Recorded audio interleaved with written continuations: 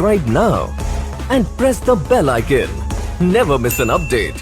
Hello friends, आज हम discuss करने वाले हैं ग्रेविटेशन चैप्टर के अंदर जो न्यूटन ने दिया वो most important law, universal law of gravitation. Friends, इसे यूनिवर्सल क्यों कहते हैं? क्योंकि ये पूरे यूनिवर्स में इसकी एप्लीकेशन हो सकती है और ये जो लॉ है वो पूरे यूनिवर्स के लिए सही मायने में जो है वो माना जाएगा। तो फ्रेंड्स, ये जो न्यूटन थे उन्होंने ऐसा एक्सपीरियंस किया कि कोई भी ऑब्जेक्ट जो है वो दूसरे ऑब्जेक्ट को अपनी ओर खींचता है। इसका मतलब ये हुआ every object of the universe attracts every other object of the universe with attractive force. यानी यूनिवर्स का कोई भी एक ऑब्जेक्ट यूनिवर्स के दूसरे ऑब्जेक्ट को एक अट्रैक्टिव फोर्स से अपनी ओर अट्रैक्ट करेगा, खींचेगा। और ये जो फोर्स यहां पे प्रोड्यूस हो रहा है इन दोनों ऑब्जेक्ट के बीच में, this force is directly proportional to the product of their masses. यानी यहां पे जो दो ऑब्जेक्ट है उसके जो मासेस है उसके मल्टीप्लीकेशन का जो रिजल्ट होगा उसके ऊपर ये फोर्स डिपेंड होगा।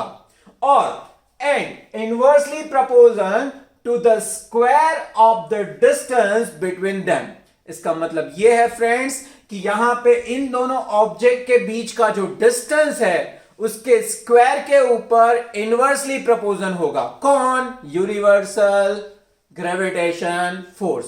सो फ्रेंड्स, ये है स्टेटमेंट। किसका स्टेटमेंट? ग्रेविटेशनल फोर्स का। मैं यहां पे ये स्टेटमेंट को फिर से रिवाइज करना चाहूंगा। Every object of the universe attracts every other object of the universe with a force, and this force is directly proportional to the product of their masses and inversely proportional to the square of the distance between them। यहां पे example के तौर पे दो object हम यहां पे ले रहे हैं। एक ऑब्जेक्ट को हमने नाम दिया A और दूसरे ऑब्जेक्ट को नाम दिया B। पहला जो ऑब्जेक्ट है A, उसका मास है कैपिटल M, और जो दूसरा ऑब्जेक्ट है उसका मास है स्मॉल m। और इन दोनों ऑब्जेक्ट के बीच का जो डिस्टेंस है वो है r। याद रखिएगा, जो डिस्टेंस है वो सेंटर ऑफ पॉइंट से लिया जाएगा। क्लियर है? तो friends, according to gravitation law, F जो ग्रेविटेशन फोर्स है F proportional to m into m and inversely proportional है, it means F proportional to 1/r²।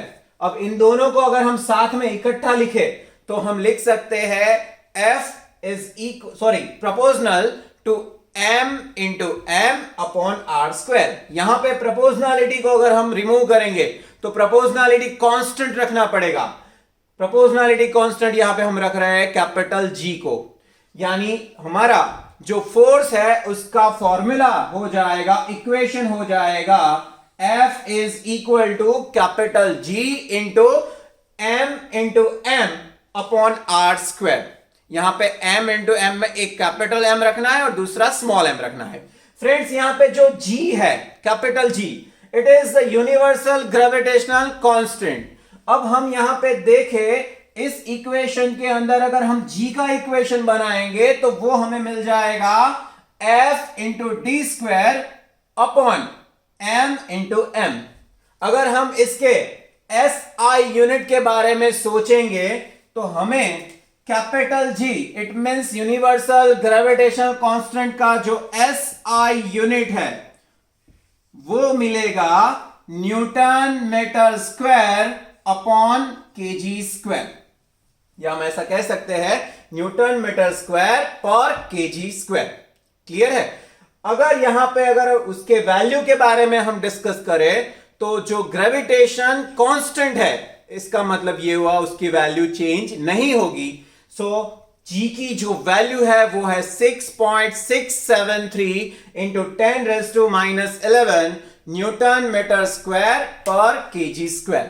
So friends, हमने यहां पे डिस्कस किया न्यूटन के द्वारा प्रेरित किया गया यूनिवर्सल लॉ ऑफ ग्रेविटेशन। मैं यहां पे इस लॉ को रिप्रेजेंट करना चाहूंगा। Every object of the universe attracts every other object of the universe with a force. This force is directly proportional to the product of their masses and inversely proportional to the square of the distance between them. और उसका जो equation आ जाएगा वो हो जाएगा F is equal to capital G into M upon R square. So friends, ये था universal law of gravitation.